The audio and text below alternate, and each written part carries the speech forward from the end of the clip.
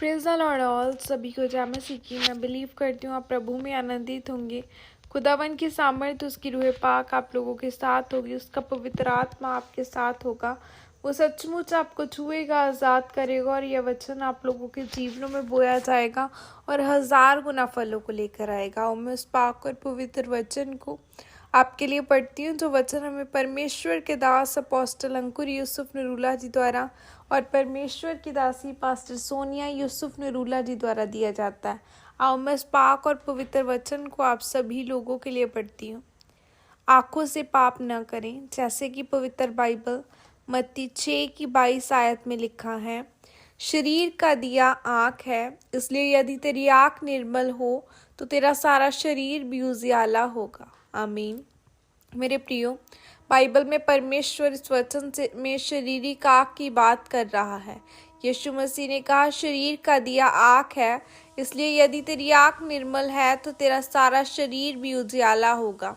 आज लोग अपने दर्शन को बड़ा करके नहीं देखते, वह थोड़े में ही संतुष्ट हो जाते हैं।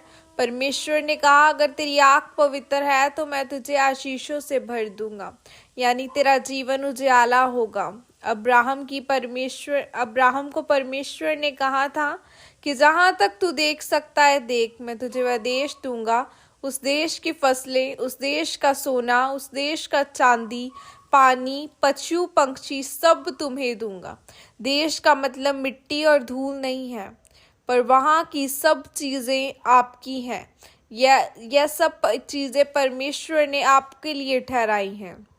और बाइबल में लिखा है यदि तेरी आँख बुरी हो तो तेरा सारा शरीर भी अंधियारा होगा। इस कारण वह उजियाला जो तुझ में है, यदि अंधकार हो तो वह अंधकार कैसा बड़ा होगा।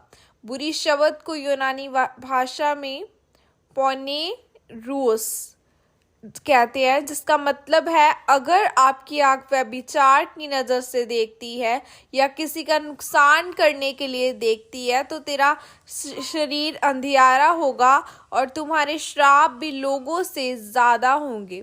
आपकी ज़िंदगी एक कबाड़ के जैसे होगी जो बीमारियों में, दुष्टात्माओं से और गरीबी से भरी होगी। जब आप नूह के बारे में पढ़ते हैं तो लिखा है नूह ने दाख की बारी लगाई और दाख मधु पीकर मतवाला हुआ और नंगा होकर सो गया। तब कनान ने के पिता हाम ने अपने पिता को नंगा देखा और या आकर अपने दोनों भाइयों को बतला दिया।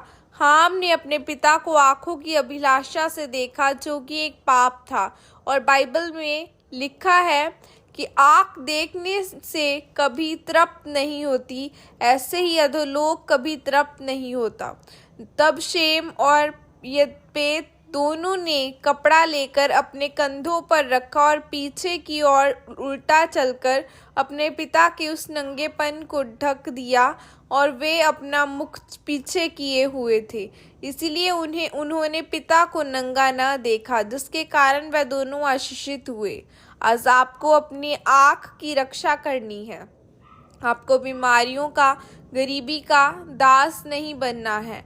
आपको परमेश्वर का दास बनना है और उजियाला लेना है। जब भी आपकी आंखें पाप की तरफ जाएं तो आपको इस वचन को याद करना है और मनन करना है, क्योंकि जो कुछ आप देखते हैं उसका परिणाम भी आपको मिलता है।